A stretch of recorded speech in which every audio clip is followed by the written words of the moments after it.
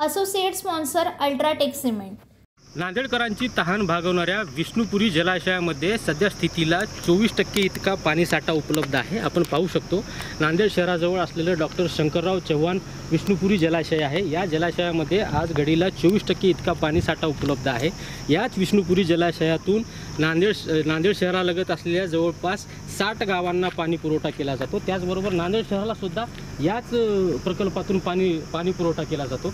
नांदेडमध्ये गेल्या काही महिन्यापासून भीषण पाण्याची टंचाई निर्माण झालेली आहे। नांदेड शहरामध्ये जवळपास 7 ते 8 दिवसाआड पाणी पुरवठा होत आहे।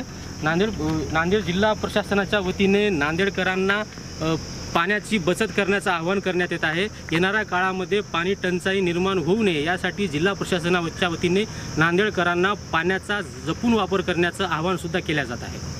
Yashpal Bhosale, TV9 Marathi, Nanded. Associate sponsor UltraTech cement.